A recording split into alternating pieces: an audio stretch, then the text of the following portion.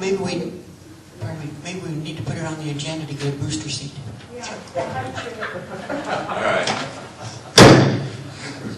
Enough of that. I'm calling this regular meeting of the Common Council of Town of Quartzsite to order on March 12th at 9 a.m. Anyone wish to give the invocation today? We will bypass the invocation. Mark, will you lead us in the pledge? Yes.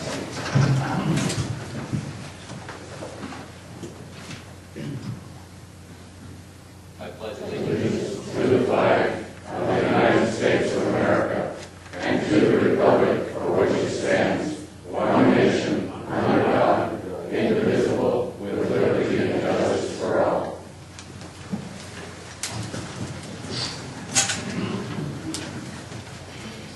Will the clerk call the roll?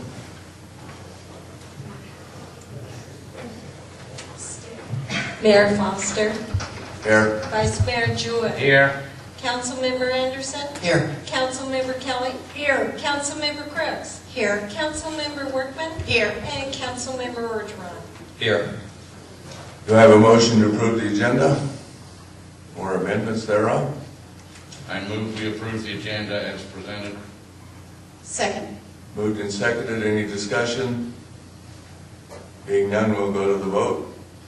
All those in favor signify by saying aye. Aye. All opposed?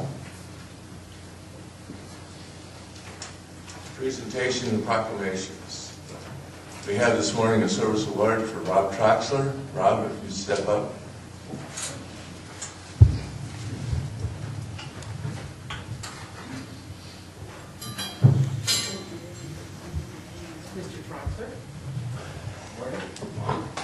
Council, it is my great pleasure to be able to present to our erstwhile Director of Water and Wastewater Services, Mr. Rob Troxler, a plaque, or actually it's a little desk thing for 15 years of outstanding service to our community.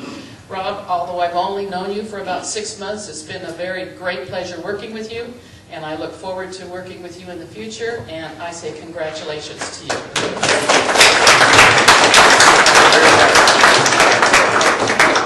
Thank you for your service, Rob. We appreciate it. He's a man of few words. Thank you. Consent agenda. Do I have a motion? Okay, I make a motion. Perhaps I'm too late on this, though, to approve item number 1 and 2, and to move items 3 through 7 to the regular agenda. You can do so. 3 through 7 or 3 through 6? 3 through 6. Oh, and also to open them up for public input. I'll second that. All right, it's been moved and seconded to move items 3 through 6 to the regular agenda and to otherwise approve the, to approve the consent agenda accepting items 3 through 6. And it has been seconded, right? Yes. Okay.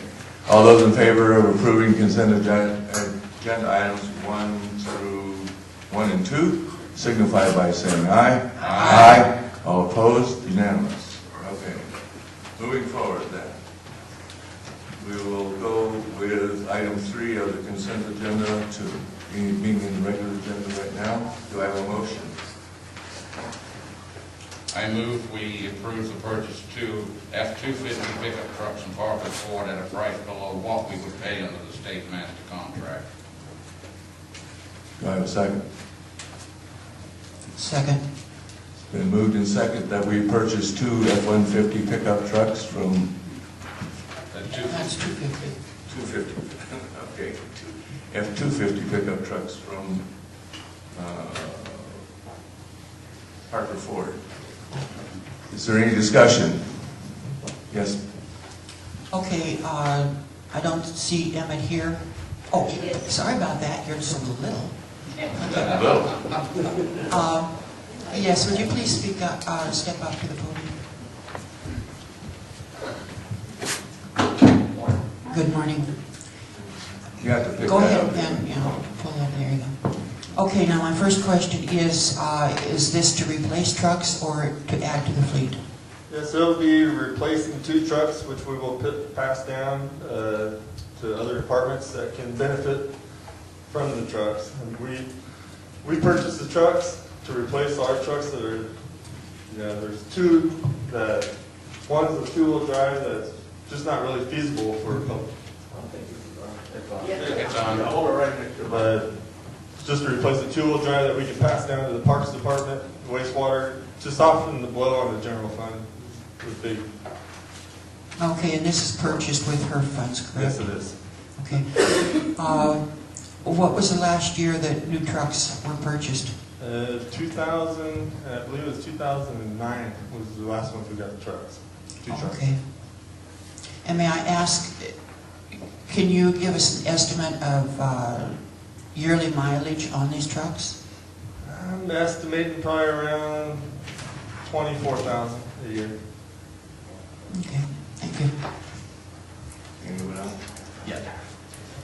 Yeah, I was looking at the contract or the actual printouts from Parker Motor. And are we talking about regular cabs? Yes, they're regular cab trucks. And why 2? I know you said to soften the blow for other departments. Presently, I'm driving around just a little truck, and every time I need to do measurements or anything, I'm in a little car, a little office car is what I'm driving at this time. So I'll be getting a truck, and I'll give one to Tracy, which is driving a 2-wheel drive truck, and we'll pass both those cars down to other departments. Okay, and why do we need the 4-wheel drive? Just for flooding, and they're a heavier truck, and for towing trailers. It's just for everything that we need to do within our department. We don't have to, those trucks work for everything, as far as being able to tow trailers with bobcats, skid steer, they can do whatever we need to do. Okay. And the price difference isn't a whole lot between a 2-wheel drive and a 4-wheel drive, so it just makes more sense running across town back and forth to get a special truck to be able to do the job. All right, thank you. And these items were detailed in the original budget last summer and included with the budget requests. Okay. Yes, Mr. Jewett. Can you possibly address why the state master contract numbers are coming in so horribly high compared to what we can get locally? No, I can't. I can tell you that I know from personal experience it's not unusual for your local dealers who do not have as high an overhead to possibly be able to provide a better price. And they may want to provide a better price just to get your service. Your business, I'm sorry. So consequently, my experience has been that you can usually do better locally. And in this case, it's very evident. Obviously. Thank you. Yes, Pat. Okay, just for the public's information, the Sanderson Ford under state master contract, their bid came at $72,417.86. Bradley Ford's came in at $53,924.52. And Parker Motor, for the very same trucks, their bid came in at $50,622.40. And the amount in the budget was set at $50,000, so we're $622 over what was budgeted, but we do have sufficient funds to cover that. All right, thank you. And that's the price for 2 trucks, too. That is out the door, tax included. This is open for public discussion. Does anybody in the audience want to discuss this?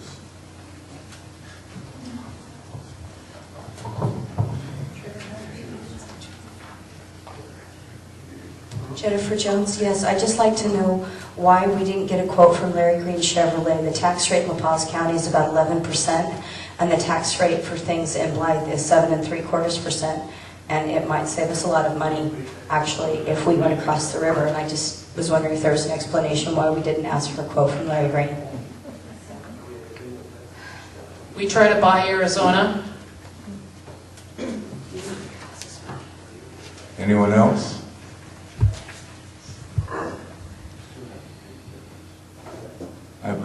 if you buy it out of state, you still have to pay Arizona tax. All right, being none, we have a motion and a second. We'll go to the vote. All those in favor of purchasing 2 additional F-250 pickup trucks signify by saying aye. Aye. All opposed? Nay.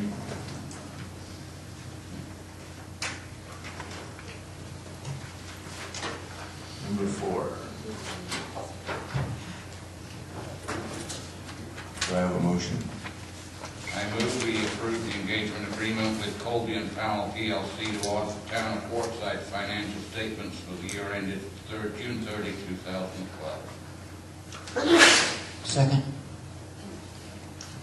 All right, is there any discussion on this?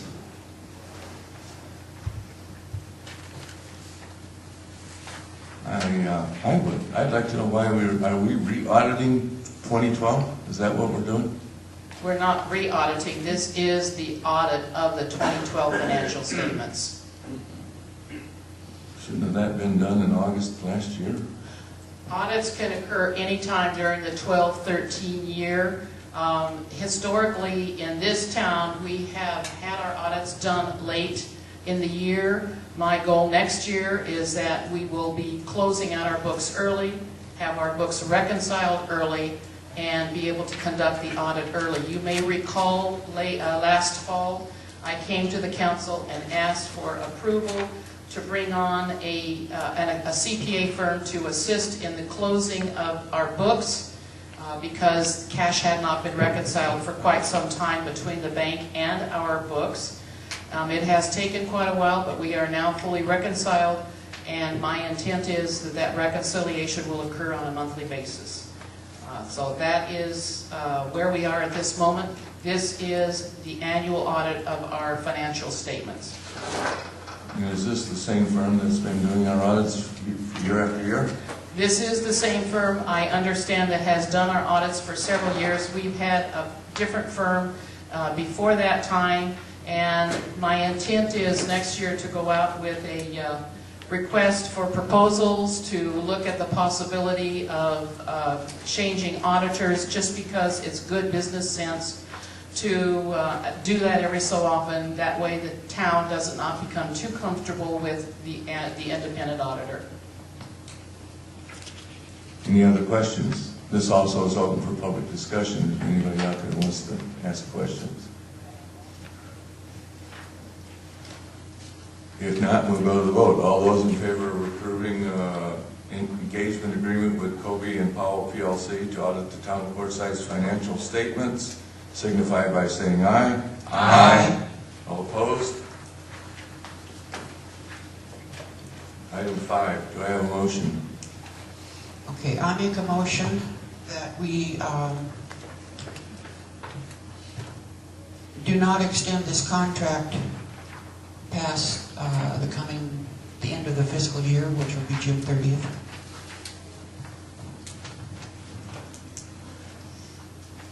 Do I have a second? Second. It's been moved and seconded not to extend this contract past the end of the fiscal year, June 30th. Is there any discussion? Mark. I thought we were looking at other alternatives too, to Judge King that were more cost effective. And where are we on those? Yes, we are and have been, and my plan is to be bringing a proposal to the council probably in about a month and a half. I can't say anything more than that right at the moment, but we are looking at alternatives to this contract.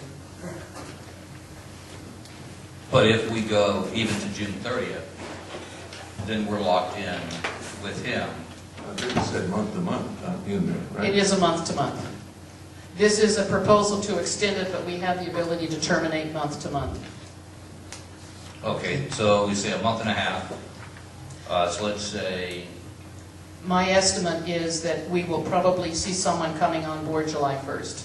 We're going to need some overlap well, that's a little more because, than a month and a half. well, this is the middle of March. This would be in May that we would likely be doing some interviews. Person would hopefully be able to come on in June or the 1st of July at the latest. I'd like to have some overlap time.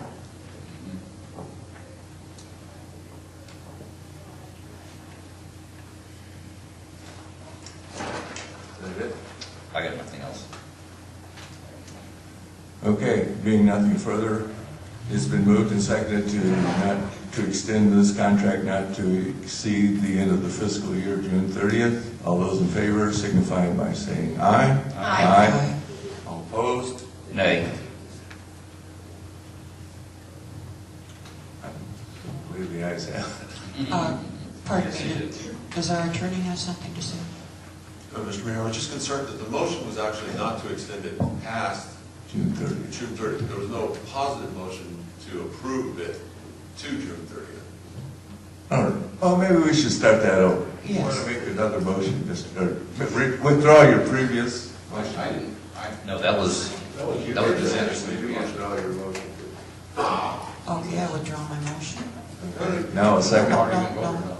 You don't have to withdraw your motion. What we did is modified the proposed motion, the proposal, and now there's waiting for action on this contract. So the contract as written has been modified to not extend past June 30, and now we need some action regarding the approval of this. Okay, we need a motion to approve the contract. I move we approve the amended contract, the amendment being to delete the July 1 to July 31, 2013 date. Second. Been moved and seconded to approve the contract as amended. All those in favor signify by saying aye. Aye. All opposed? Nay. Done and done.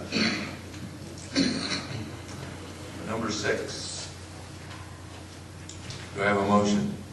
Okay, I make a motion to approve service agreement with the state of Arizona for ADOA-GLA open books. I'll second that motion. Is there any discussion?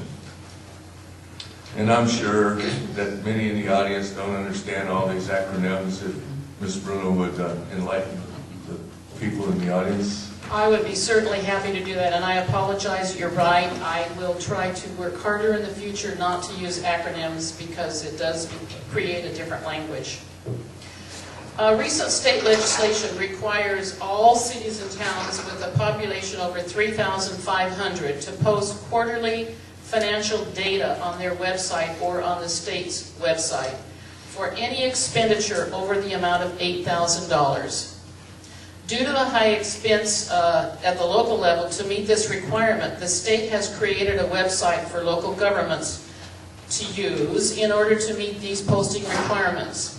The state agency that has taken on the responsibility for this is the Arizona Department of Administration. They have indeed extended and expanded their own website for posting state data to the local agencies. And the local agencies can take advantage of uploading their data and posting it to the state agency for a very reasonable fee.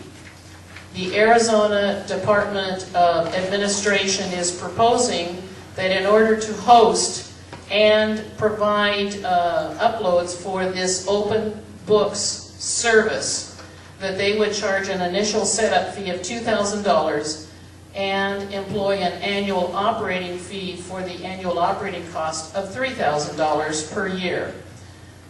We have already attended seminars on this, and we are bringing this proposal forward to enter into an agreement with the ADOA to provide this service. They are handling local agencies on a first-come, first-served basis. If we get in on the early end of it, then we'll get served first. If we get on the late end of it, we don't get served right away. We obviously want to be on the initial end as opposed to the late end. I'd be happy to answer any questions. Does this show up then as a separate page in it, or is it everybody's data just all together? Oh no, each agency would have their own page. And I believe we're going to have a link from our local website to that page at the state website. Yes, Mike? Could I ask the town manager to translate the ADOA GAO for our, I think she just did. well, I didn't hear her spell out what those This is acronyms the, stand for. I'd be happy to. This is the Arizona Department of Administration, and the division within that Department of Administration is the General Accounting Office. So that is the ADOA-GAO. Thank you. You're welcome. I have it in front of me, but I don't know how much was in the package for the Sure. audience. Okay, is there any other discussion? Being none, we'll go to the vote. All those in favor of approving a service agreement with the Arizona Department of ADOA, how's that? Approving the open books agreement with the state. Okay. Signify by saying aye. Aye. All opposed?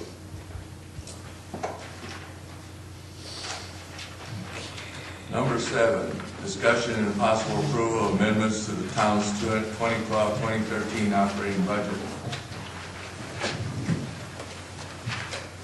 I make a motion for possible action or direction to do this. Second.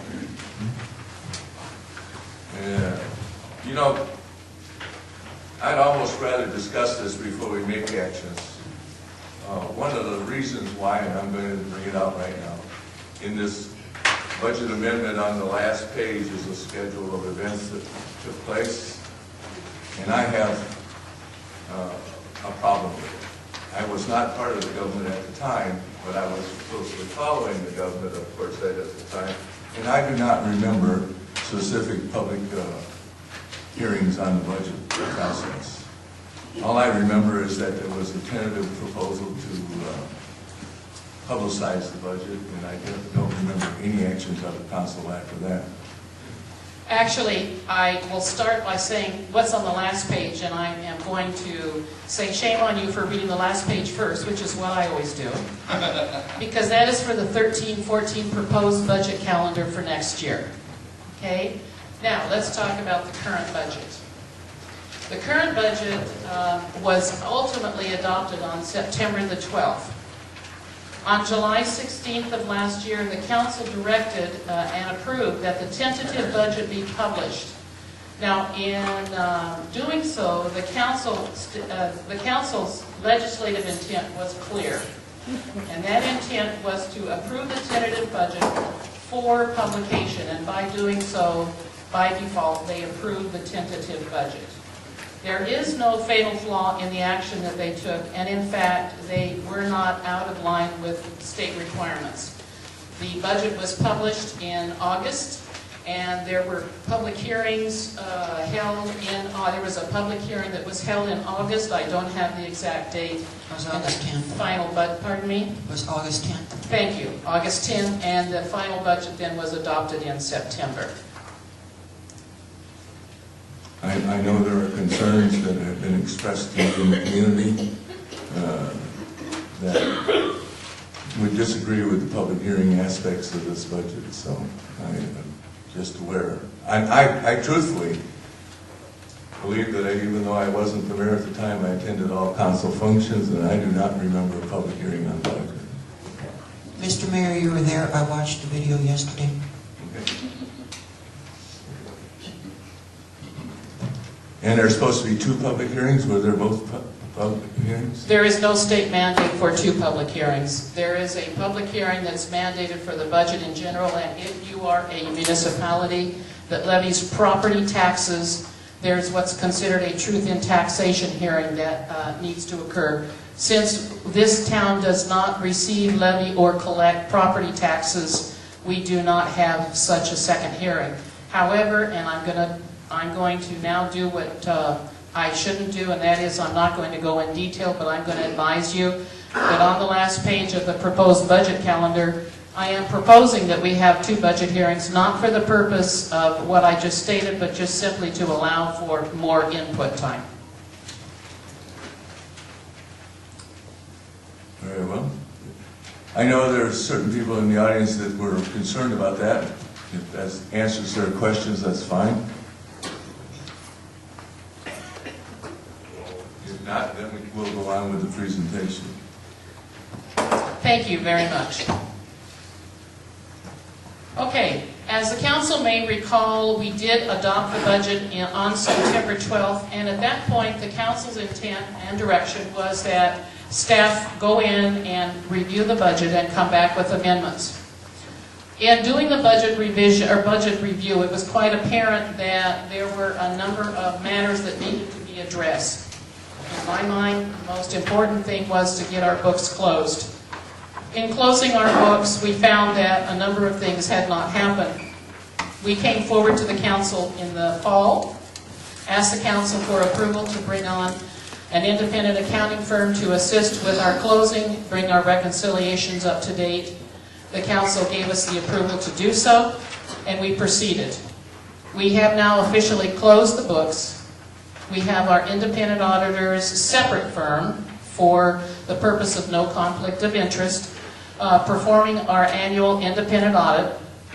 We have some estimated numbers for our beginning balance for the new year. And I am coming forward to you today with the proposed budget amendments. The first page of the packet is a page that is required by the State Auditor General's Office. I'm an accountant, and I will tell you that it takes a little while to read this. If you are not totally familiar with financial reports, this takes a while to understand. And for the layperson to understand this takes a long while. What I tend to do with my information when I present it to my control agencies and to my boards and councils is to lay it out in an easier to read format. And I'm going to take a few moments and go through this format and help you to see and understand exactly what it's saying. We are a governmental entity.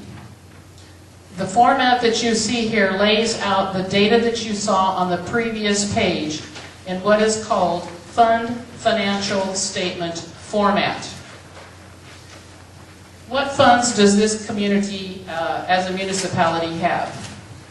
We have our general fund, and this column shows all of the data related to the general fund that was contained in the originally adopted budget from last summer.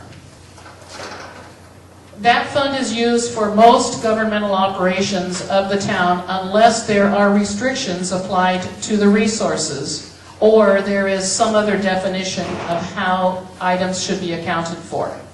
So let's move to the next one. We have our grouping of special revenue funds, and in this community the main one is the HERF, or the Highway User Revenue Fund, and those basically consist of funds that come to us from the state for purposes of maintaining our highways and streets, sidewalks, and all of those things that are associated with moving traffic and folks back and forth. The third grouping of sub-funds within the second grouping of sub-funds within the special revenue funds is called the Grants Fund. Those consist of different resources that come to us from the federal, state, or local arenas that carry restrictions on how those funds can be used. Generally speaking, you can use them on no other purpose except that which is defined by the contributing agency. The fourth grouping of funds is what we call capital projects funds.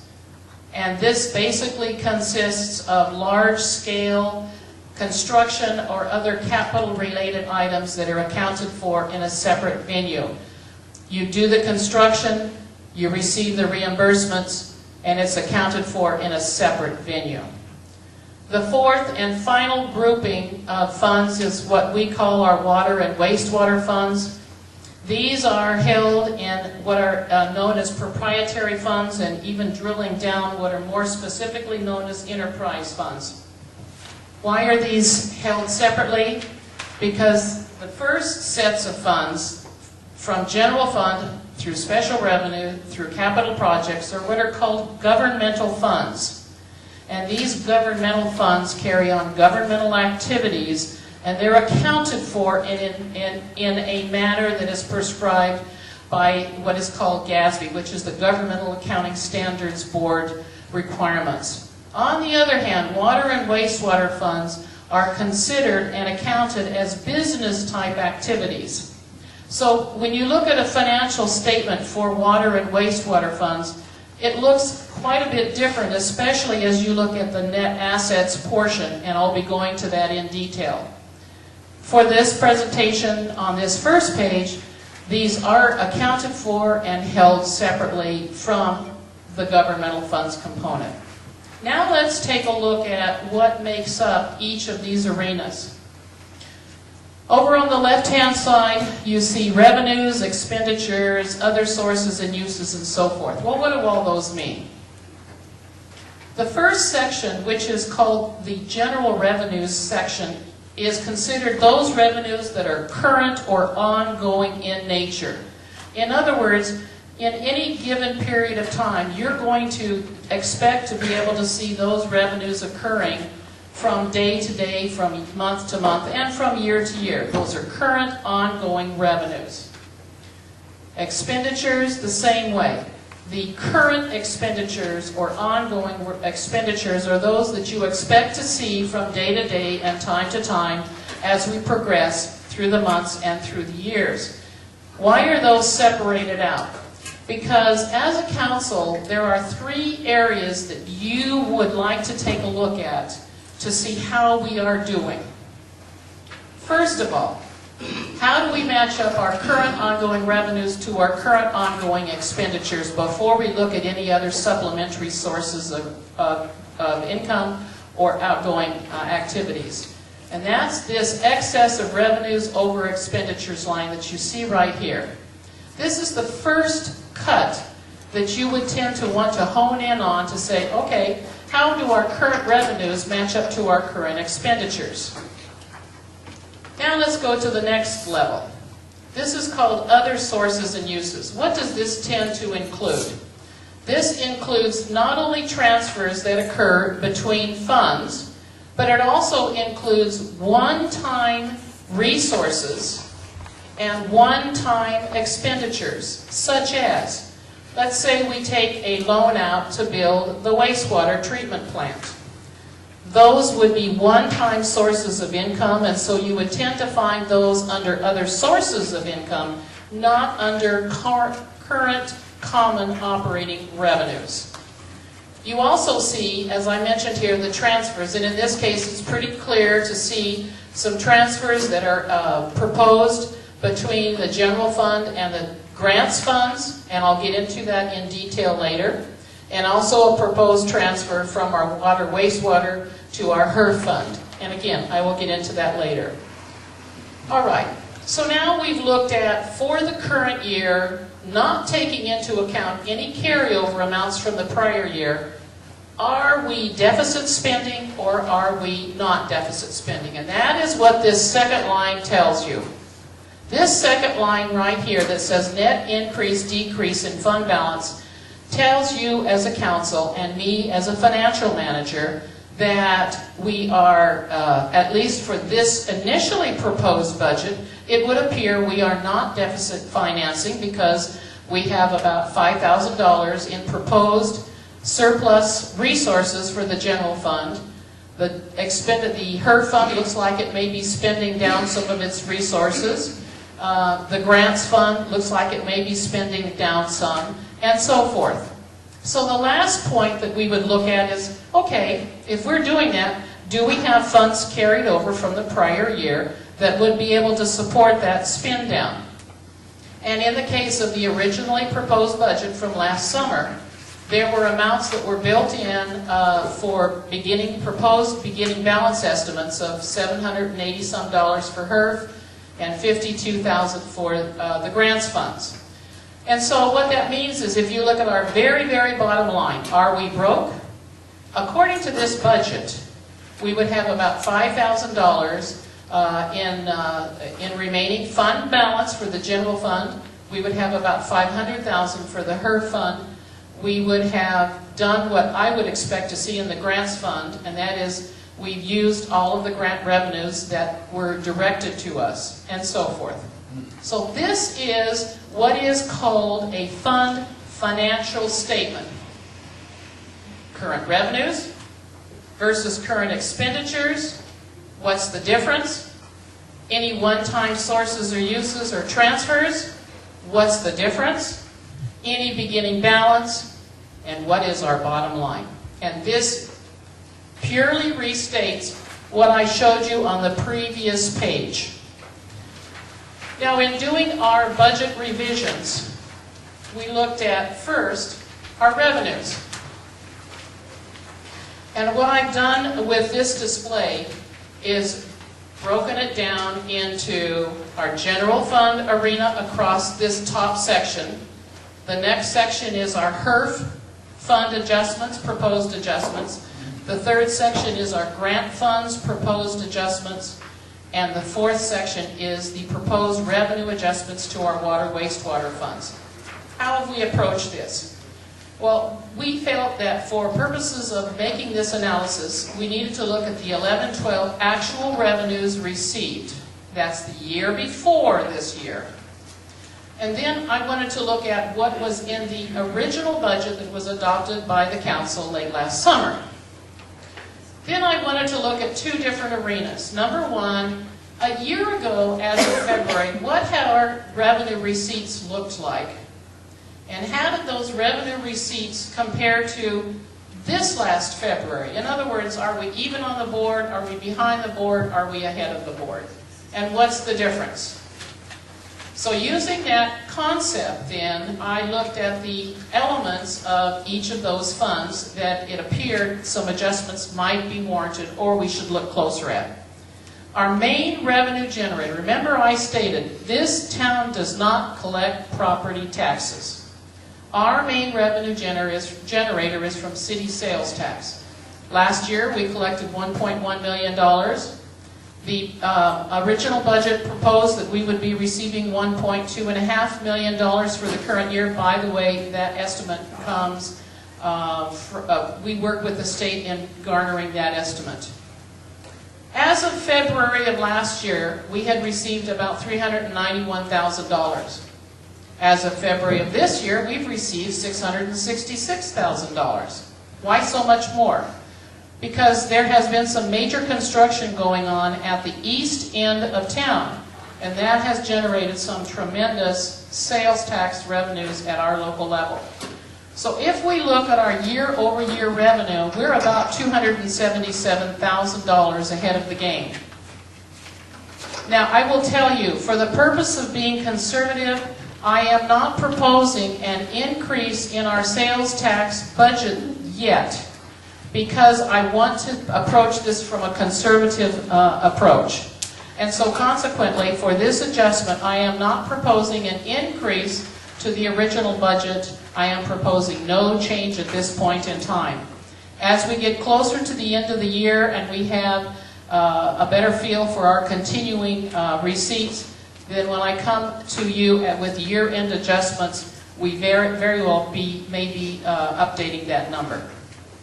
Recaptured sales tax, we're running pretty much as we did last year, no change proposed. Now let's look at our licenses and permits. Building permits. As of last summer, staff seemed to feel that we would be growing from 62,000 to 90,000 in permits. But in fact, although we have seen some growth, it is not as great as was anticipated, so we are proposing that that amount be reduced by $20,000. Permanent business licenses. The council may recall there was some discussion about increasing the amount of our business licenses from $25 to $50. That did not occur, and based upon that, we are proposing that the revenue from permanent business licenses be reduced by $25,000. Vendor business licenses, staff had felt last summer that they were going to be growing by about $4,000 and some odd dollars, and in fact they're pretty even on the board, and so consequently we are proposing to reduce that amount by $6,500. And there was something called recap engineering fees. None received the prior year. Something was dropped into the budget last summer for the current year. Nothing's materialized. I propose that that be eliminated. Now let's look at state sales tax. In the case of state sales tax, we're looking pretty even on the board, as you can see, and so we're proposing no increase. The same with our income tax receipts, and the same with vehicle licenses. At this point in time, we're proposing no increase or decrease. Franchise fees have grown a tad bit. Fines, forfeitures, and penalties. This is a concern to me. We are down by about $24,000 to date through February, and I'm proposing that we need to reduce the overall budget by $39,000. These are fines, penalties, and such that come out of the court for such things as tickets, for other court actions that occur. We are down. Finally, there was a line item built into the original budget called contingency of $150,000. I know of no revenue generating item called contingency. Maybe this is something that I'm unfamiliar with here in Quartzsite, but it is not something that is common throughout the United States, and so therefore this revenue item that was built into the original budget was inappropriate, and I'm proposing that it be eliminated. It does not generate revenue.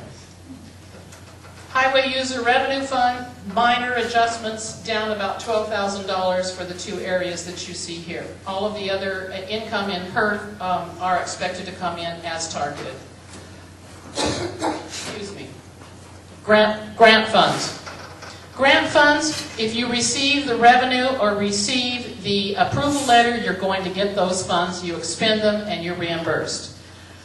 We had 3 that we are not expecting to receive either as much as or any of the grant. Let's look at them quickly. The Sympatico Reinvestment Grant, we originally, last summer, staff expected that they were going to get a grant for about $188,000. In fact, we did get a grant for $26,000. If you recall, that was for the exercise equipment for the community center. And so therefore, we are reducing the proposed difference by $150,000. Homeland Security Grant, we did not get anything last year. We were thinking we might get $100,000. It has not materialized. Nothing's been spent, so we're reducing this budget line item. And finally, the Task Force Grant, the budget proposed that we would be receiving $90,000. It appears that that number needs to be scaled back dramatically, so we're proposing to reduce the $90,000 down by $80,000. There will be, you will see in the next slide exactly that same decrease in expenditures also. No revenue, no budget authority, no expenditures. Finally, in our water and wastewater funds, this is another area that I want to bring to the council's attention. You may recall, council, that there was a proposal to increase the water and sewer rates a year ago, January. And that proposal did not move forward, and so consequently you can see that we are down in our water sales and our sewer sales by about $295,000, and you will see that adjustment. That's our proposed adjustment. Let's move to the very next page, and what this represents then is the expenditure adjustments. Now, in the area of expenditures, as you know, we have hundreds and hundreds of line items. So what I attempted to do was to gather what I call the big picture items. Now, we're back to our columns: the general fund, the HERF fund, the grants fund, capital projects, and water and wastewater. And what I attempted to do was to identify major items where there are expenditure savings or expenditure increases. Most of these you are aware of. We have eliminated the position of the assistant town manager, and the part year salary savings for that is $42,000 in round numbers. That is not the full year savings because, as you may recall, that position was eliminated or was not filled after the fall, but there were some vacation and comp time and other payoffs that did have to occur. The town manager position has been eliminated. This is the part year savings for that position. Over the course of an entire year, those savings would have come to about $110,000. The assistant finance director position, there are some salary savings there for that position. We have just filled that with our 2 FTE positions that are filling accounts payable clerks and spending part of their time in what was this position. It's called financial specialist now. The assistant town clerk position has been eliminated completely, and this is the part-year savings for that assistant town clerk. We have some salary savings in the police officer ranks. Our transit van coordinator, this is interesting. The original budget proposed charging off the salary of the transit van coordinator to the HERF fund. That is not an appropriate use of that expenditure. Cannot be funded with HERF funds. So therefore, in fact, this happened last fall. When I first came on, we actually reclassified that to the grants fund known as Transit Van, but in fact, that's a fund that is supported very minorly by local donations. The rest comes out of the general fund, and you will see how that works shortly. And finally, the town manager position. As you know, there was a period of time in which the town manager, the then town manager, was on administrative leave, and we had a salary expense for that period of time, so we had an increase of about $30,000. Now let's look at our other operating accounts. You probably remember that we incurred about $70,000 in expense for voter fraud services. We have also gone outside for our legal services, our contracted legal services, and that represents an increase of about $100,000. Our municipal court legal services, the council may recall we had some discussion about some legal expenses that have been incurred, plus our indigent defense costs have gone up about $5,000. Our insurance costs, as you know, we went to a new insurance provider. That insurance became effective January 1st. So half of the year is reflective of the new insurance cost. The second half of the year, that would be January through June. And the period June through December will be reflected in next year's budget. Finally, accounting services. Again, I asked the council to allow me to bring on an external auditor or a CPA to come in and assist with the closing and the reconciliation of the books. And my plan is for next year that this individual will help us 2 days a month to be able to do our closing, which will allow me to bring the council more timely financial information. We have, in the hundreds of accounts that we have, we went in and looked at any other adjustments that might be warranted, and those include things like supplies, telephone services, just odds and ends and miscellaneous, and for the general fund, the overall adjustment is about $54,000. Finally, look at here, another contingency account in the operating expenses. In the same manner as the revenue, there is no such expense account known as contingency. Contingency is not an expenditure line item and therefore does not belong in the budget at this level.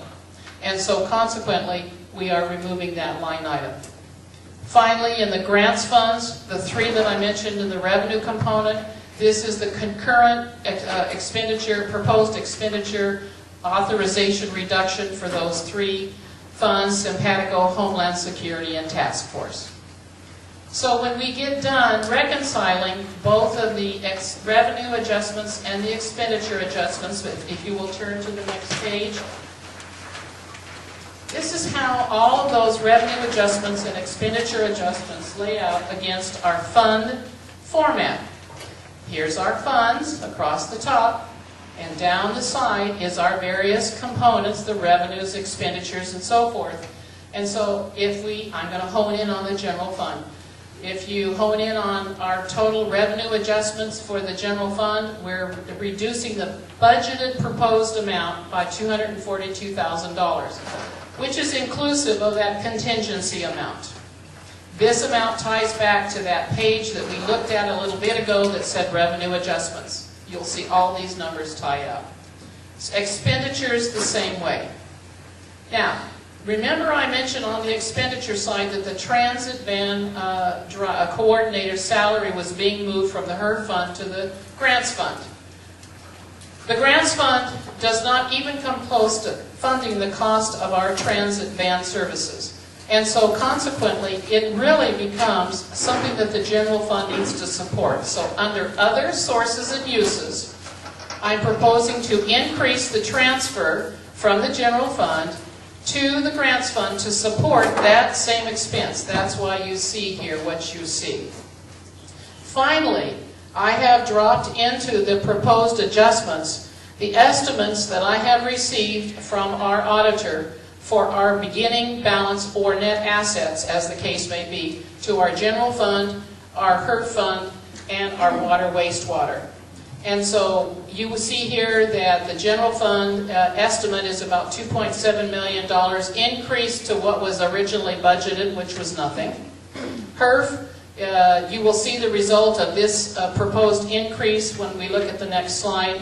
And then we're going to talk about the wastewater, water wastewater at the next slide. So let's, with that, move on to the next one. And what you see now is all of this smooshed together, if you will, so that we are now going to relook at what our budget looks like with all of these amendments. This reflects our original budget as adjusted for the amendments that we just went through, and we'll see what the results appears like. In this case, again, here's our funds, and down, across the top, and down the left-hand side are our various revenues, expenditures, and so forth. Let's hone in on the general fund. So our total revenues for the general fund will now come to approximately 2.728. See, this is amended. Why is this different? Oh, I'm sorry. I can't see that far. It's 2,598,546. Our expenditures are now adjusted, and you will see there's no contingency revenue in the revenue side, and there's no contingency expenditure in the expenditure side. So our current revenues compared to our current expenditures are down about $130,000. In addition to that, we have transfers that are made from the general fund to the grants fund. What are those for? Remember, some of that was for that van coordinator. But in fact, of the $175,000, $108,000 is going to support the transit program overall. In other words, the general fund is supporting the transit van service program by $108,000. And also the cemetery program has been accounted in the grants fund because it does receive some restricted donations, and that expense comes to $67,000. So when we factor in those transfers out of general resources, now we have a net decrease in our current operating budget of $305,000. That tells me and tells you as a council that we are deficit spending by $305,500. Is that a bad thing? No, especially if you acknowledge it and recognize that we want to try to correct this as we move into the future.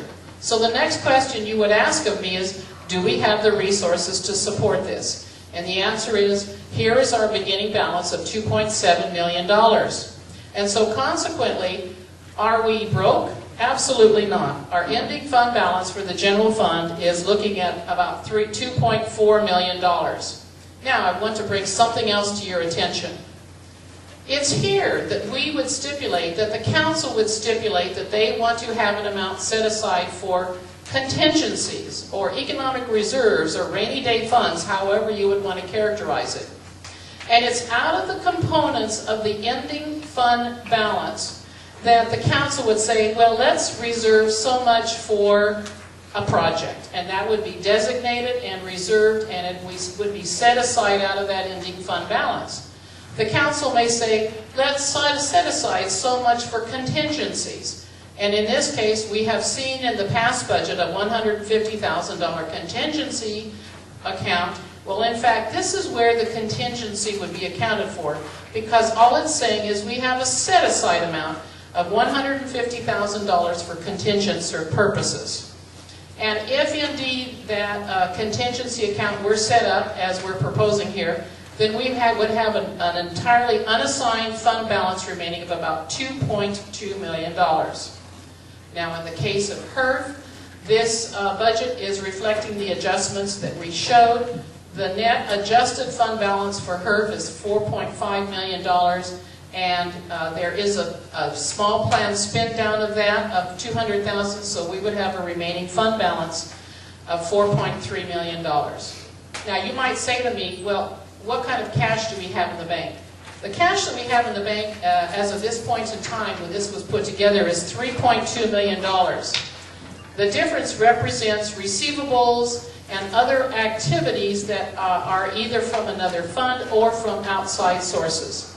So if you were to say to me, are we healthy? Absolutely.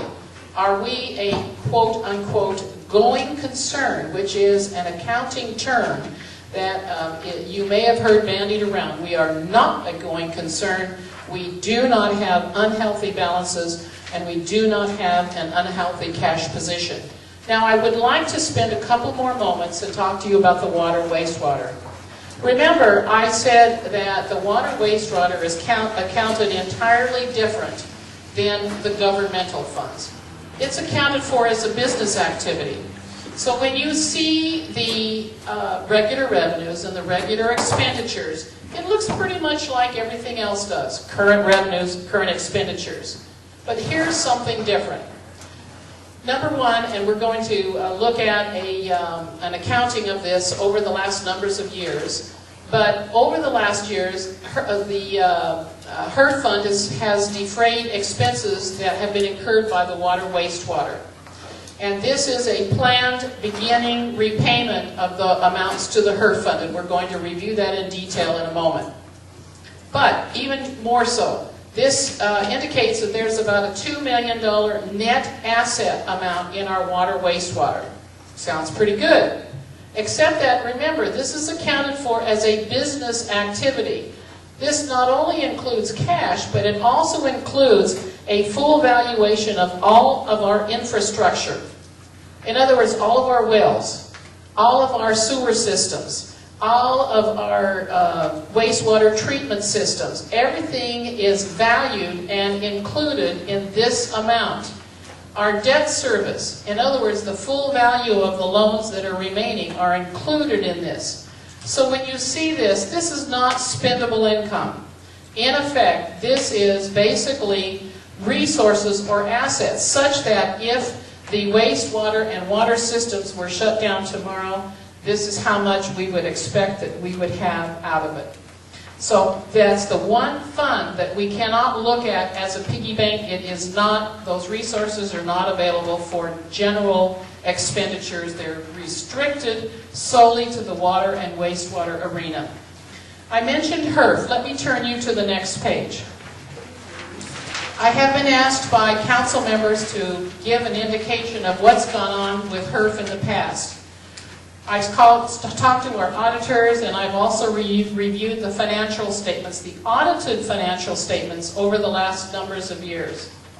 And what I determined is that indeed, beginning with about 2005, it appears that prior to that time, expenditures that were being incurred for the water wastewater in excess of resources available were being supported by the general fund. But beginning in 2005, the general fund had apparently exhausted most of its ability to loan money to the water wastewater, and so consequently, HERF funds were being employed. These line items are a snapshot. In other words, at June 30th of 2005, the water wastewater had used $750,000 of HERF cash as of June 30th. As of June 30th of 2006, the snapshot indicates that that amount had dropped to $595,000. And in 2007, that amount had dropped to zero. In 2008, it had increased to $595,000. In 2009, it had increased to $1.3 million. In 2010, the amount had increased to $2.7 million, and as of June 30th of 2011, it had decreased to $1.8 million. The auditors have indicated to me that they're expecting that amount to come in about $1.5 million for the period ending 6/30 of 2012. As soon as I have that final number from them, I will be reporting it to the council. But I want to iterate something to you. This is not a cumulative number. This is a snapshot. As of June 30th of 2011, the total amount due to the HERF fund from the water wastewater is $1.8 million. And we expect it to drop to 1.5. And as you saw in the previous slide, there was apparently a plan put in place to replace that at a minimum amount of $140,000 per year. Finally, I have always worked with my boards and councils with calendars. And so I am proposing to the council that we look at this budget calendar for the coming year. If you don't mind, I'd like to take a moment and go over this proposed budget calendar. First of all, this starts off in March with getting our first estimate of what the state shared revenues would come to. And if you've checked your inbox, council members, you see we just received that and I copied it for each of you. So you have our first blush look at what we expect our state shared revenues to be. And that's including things as state sales tax, income tax, vehicle license fees. In mid-April, we'll be receiving from the state our expenditure limitation information. And also by mid-April, the department heads are going to be getting to me their budget estimates and their requests. And I'm also going to be asking them to do a narrative that will be translating into a written narrative that will be part of the budget as it's offered to the council and the community. During the latter part of April, I will be reviewing and discussing with each department their proposals and what their requests are. 1st of May, we'll be getting an updated estimate of our state shared revenue. May 14th, I would like to have a preliminary budget discussion at a regular council meeting with the council and get from you, council members, an idea of what you would like to see as priorities in the proposed budget as it's coming together. So I would ask that you be thinking about that. During the month of June, we'll be doing our setups in our accounting system for the 2013-14 year. On June 4th, I'm proposing that I will submit to you a tentative budget for review, and we will begin discussions both at a June 4th meeting and a June 18th meeting, review and discussions of these budgets. And I'm going to be asking the department heads to participate in these discussions with the council. I'm proposing that on June 25th, we will adopt the tentative budget. And on June 26th and on July 3rd, the publication of that tentative budget and notice of public hearings will occur. On July 9th, we will hold a public hearing, and if there are any potential revisions for discussion, we will cover it at that point in time. On July 23rd, we will hold a second public hearing, which is not required by state law, but it is something that I'm proposing be reflected in our budget calendar. On August 6th, we would have a final review of our 13-14. I screwed that up, I apologize. And then on August 13th, we would adopt our final proposed budget at a regular council meeting. And then finally, from 13 to 14, we would have our 12-13 closeout, our 12-13 audit. My goal is to have our audit accomplished by the fall of next year. And my second goal is to have to the council a minimum of quarterly budget update reports to you, similar to what we did today, so that we can get a much better handle on what's going on. With that, that completes the budget presentation, and I am available for any questions.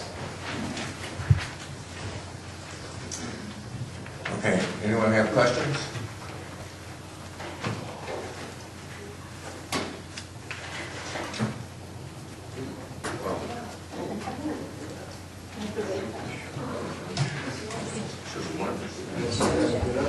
All right, any questions? Just Mr. Condon, that was It's- very good. Very clear, Good very presentation, concise, good thank you. here. There are no questions.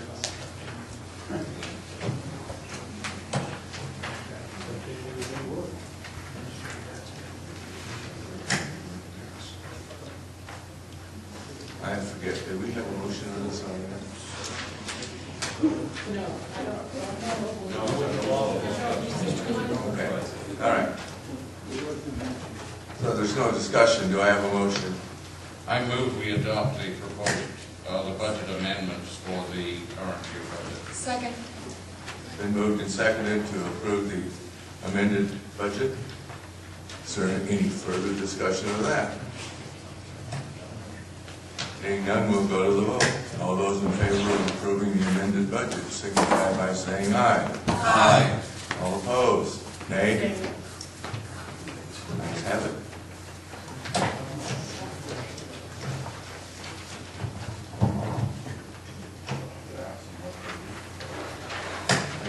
Where are we? I lost my paperwork. Number 8, Yeah, I know. announcements, My paperwork got lost. community announcements. Communications. Announcements from members of the council. Was there any? On current events. I believe Ms. Anderson had Number 8 is got something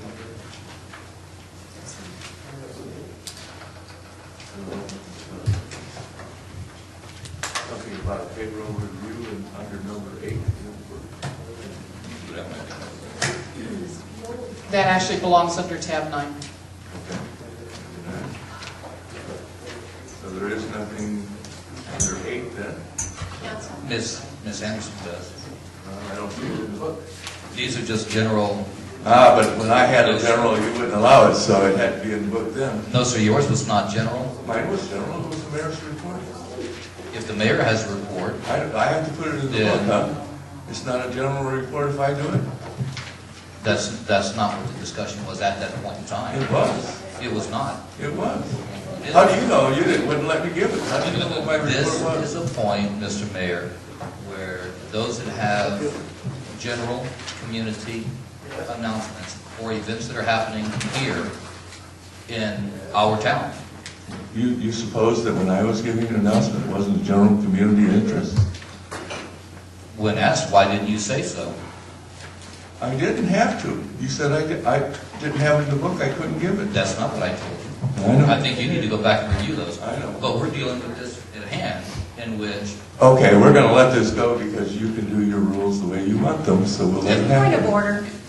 it's your fantasy. Point You of can live it however order. you would There like. is an Okay. announcement from Councilmember Anderson Ms. for Anderson, community make your events. announcement. Okay, making reference to what you had said. At the previous meeting, you had said you wanted to do a report. This is an announcement on current events.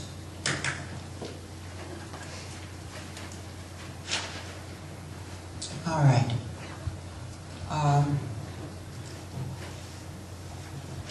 Tuesday, March 12th, 2013, Health and Development Services Board meeting will be at 4 p.m. In the library. And then at 7 p.m., there'll be a vendor RV Park Board meeting right here in council chambers. And then Thursday, March 14th, the Municipal Utility Advisory Committee will meet at 9 a.m. Here in council chambers. And then there'll be a budget work session at 2, no, I'm sorry, that has been erased. Okay, now, the next one, Friday and Saturday, March 15th and 16th, there'll be a townwide cleanup. And dumpsters will be located, that'll be east of the Ed Option School, which is just east of the police station. Okay? If you need help, or you know, if anybody that has stuff that needs to be disposed of and they can't haul it themselves, do call Town Hall. All right, the next one is Tuesday, March 19th, Park and Recreation Board meeting at the Children's Activity Center. And then Planning and Zoning will have a meeting at 4 here at Town Hall. Wednesday, March 20th at 3 p.m. there will be a Town Hall meeting at the Community Center on the corner of Chandler and Quail Trail. And this time they will have coffee and cookies. Thank you. And then Tuesday, March 26th at 9 a.m. there'll be the regular council meeting at Town Hall. As some of you may have noticed, as you come in the front doors to your right, there's several stacks of literature there. We're in an effort to keep the public better informed. There's a calendar of upcoming events for March, and just do check and see if there's something there that you are interested in. All right, I believe that covers what I wanted to say. Thank you. All right. Number 9, Town Manager's Report. Thank you very much. I believe it may have ended up behind tab 8, but it should have been behind tab 9. There is a payroll audit report. This completes the payroll audit for the 2011 year. This was done by the same individual who is a retired IRS auditor, and in fact it includes a comprehensive review of the entire calendar year 2011 payrolls. It shows all individuals receiving pay checks. Each of the pay periods is included. And the total compensation for the year has been tied out between the payroll reports and the W-2 reports for each individual. And finally, at the bottom of each column, you will see the physical number of checks that were written for that payroll. And as showed up in 2010, you will see that over the summertime, the number of checks goes down by a few, and in the wintertime, it tends to go up, and those are mostly for temporary workers.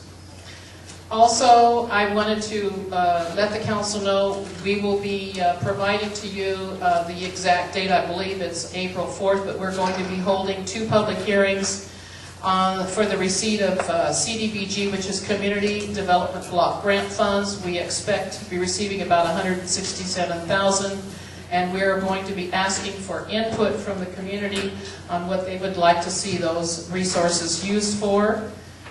We will get the exact date to you. We've begun publishing in the paper, and we will have those notices posted around town as well. Finally, it's with pleasure that I would like to show you a plaque that we have received from the risk pool for our workers' comp coverage. This is why they did not want us to leave them for our workers' comp coverage.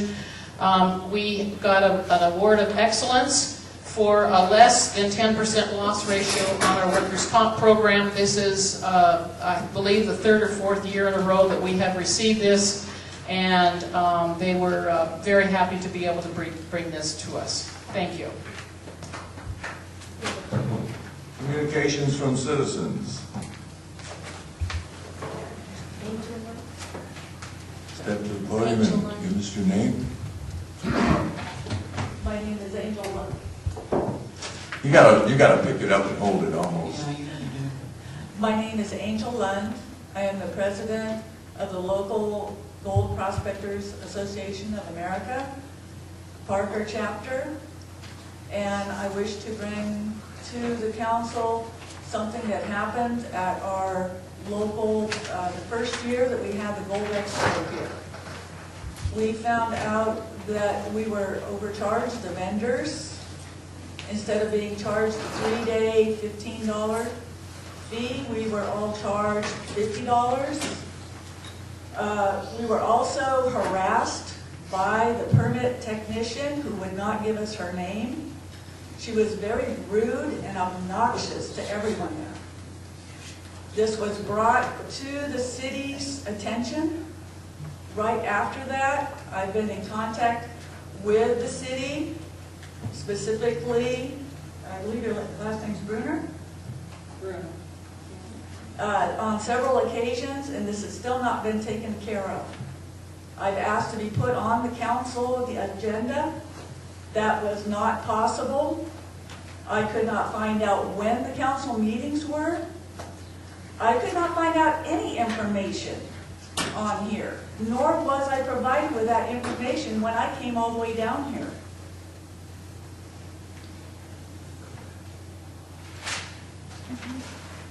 I'd like to be put on the agenda to discuss this. I do not think it is the vendor's responsibility, since they were overcharged by the city, to put in a complaint by each one of them. I think the city knows who the vendors were, who was over at QIA, and that this is an ongoing problem that does not relate, not just us have been overcharged since this has been happening. I'd like an accounting for at least, I understand you've had this special permit for approximately 2 years. I'd like an accounting of those people that thought they were only going to be here for 3 days and still got charged $50 instead of the $15 special permit. I also think that your town here needs some customer service training.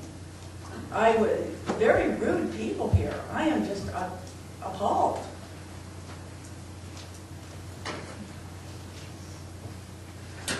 The last thing I received was from Laura Bruno, and she wants each vendor to be responsible for filling out this letter and returning it to her, instead of automatically being courteous and a good city and saying, yep, we overcharged you, we apologize, we're so sorry, and just sending it back to them. How do you expect people to come down here and continue to have, like, we were going to come back here next year and have another Gold Expo. We brought in 2,000 to 3,000 people, and I can't tell you how many dollars we brought into the city. If this continues to happen, we won't be back. We'll just go to Lake Havasu or Yuma. This expo, the first year, brought in more money and more people to the city of Quartzsite than the Mesa show did over in Phoenix. You have a deficit. This is one way of controlling it. Thank you. Ms. Brewer, you are looking into this complaint, are you not? Actually, I have done quite a bit, and I would like to correct something. Thank you very much, Angel. I appreciate your comments. As you know, I met you for the first time last week, in which you and I spoke directly. And at that time, I indicated to you that, yes, there had been a problem with the amount that was charged, and we discussed the fact that for next year, we are changing the top cover of our applications so it clearly distinguishes between the 3 vendor classes, whether it's for a special event or a regular event. You also asked about the council meetings, and in fact, I indicated to you that a council meeting would be coming up on Tuesday. We made sure that you were aware that you would be able to speak to the council in the Communications from Citizens venue. And I also indicated to you that we could not put your agenda item as an action item directly from you. That happens to be a provision in our town code, but certainly we would make this information available. After I met with you, I did work with our vendor clerks to see if there was any way of identifying who specifically attended the QIA show. Unfortunately, the way that was tracked in our system, there was no way to do it. Plus, we had already received one request for refund, but it was from an individual who only showed their regular name and their regular address, did not match up with any of our vendor information. In order to be able to refund those amounts, we need to validate that those were paid in the first place.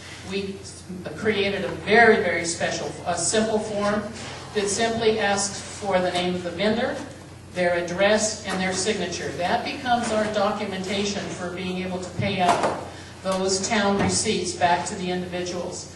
And yes, we are sorry that this happened, and I believe staff spent quite a bit of time with you trying to express how sorry they were that it happened, but it is not something we are not attempting to reconcile, and we do appreciate hearing from you on this. May I redirect?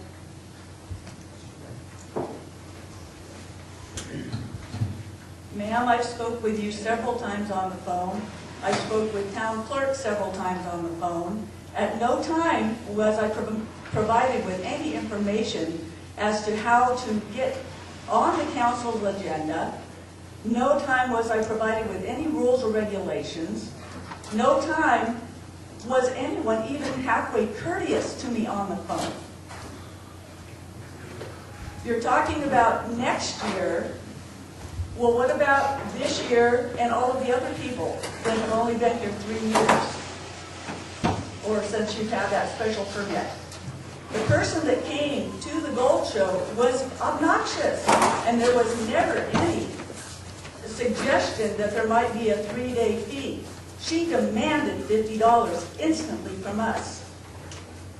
We're nonprofit. She still demanded it from us. The person across from us, all he was a manufacturer showing people how to tune their metal detectors. She demanded it from them. She said, well, you're going to make money eventually off of this, and you can't be here unless you give me that $50 right now. I'm not exaggerating. If anything, I'm playing it down. Your town is rude.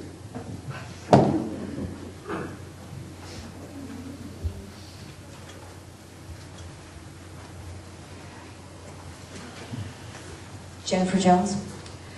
Okay, first of all, I'd like to point out that these meetings are supposed to be at 7 p.m. And, you know, to continue to hold them in the morning instead of in the evening where working people can attend shows a complete disrespect for the working people of this community and their ability to participate in their government. And for those of you who have not made any effort to move this meeting back to 7 p.m., shame on you. Also, I'd like to point out that on the very first day that Ms. Bruno was employed by this town, she assured us at a press conference that checks would not be going out prior to review by the entire council. And she said unless it was an absolute emergency, she's on the video, you can watch it. Yet council persons Jewett, Crooks, and Kelly continue to sign checks in the back room.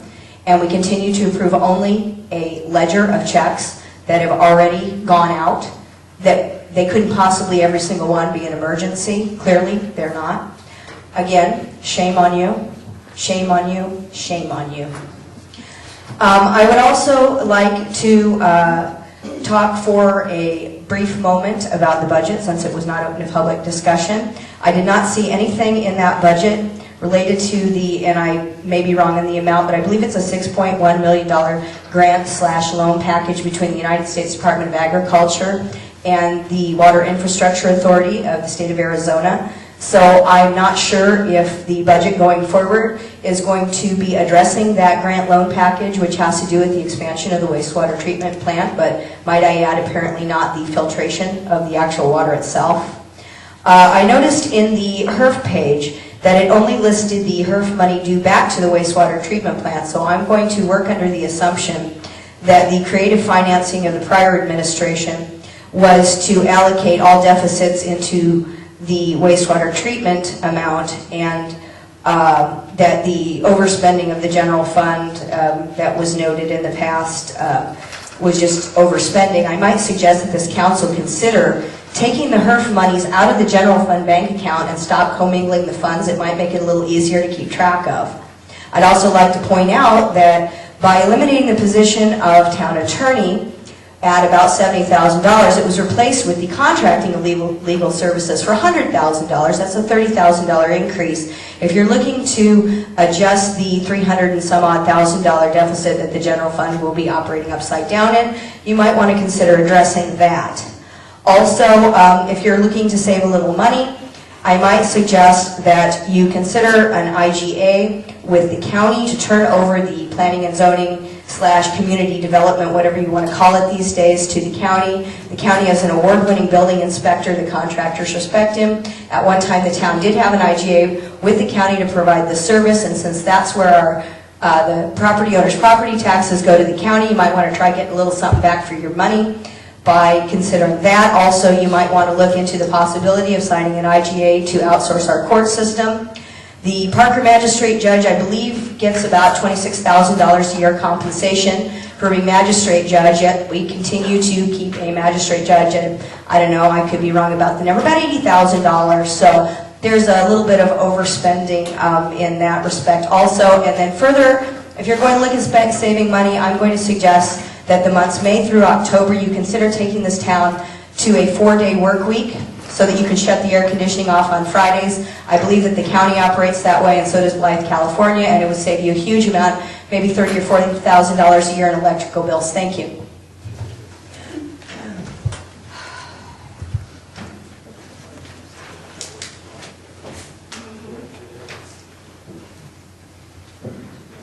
I'm sorry to run in. May I remind everybody that I need a request to speak card? If you'll get it to me at the end of the meeting, please. Can't hear you. Would you make out a request to speak card and give it to me at the end of the meeting, please? Hi, Mayor and Council.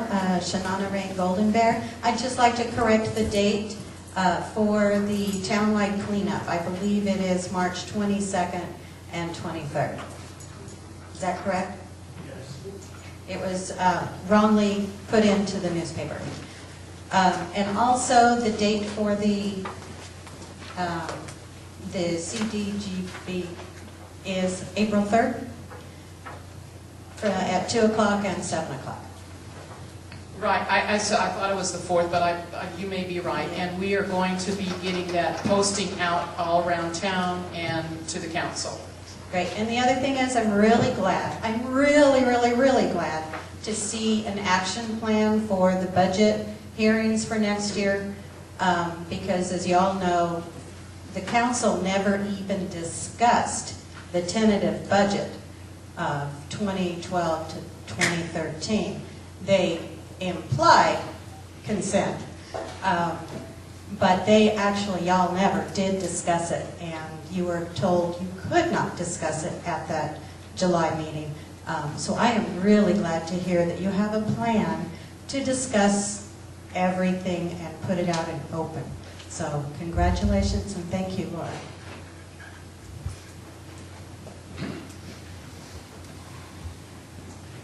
Good morning. My name's Dean Taylor, taxpayer, citizen of Forsyth.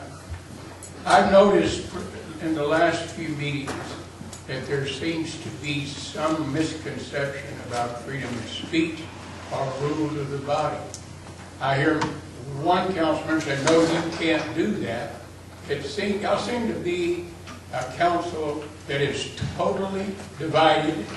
They have no interest in the people that put you there.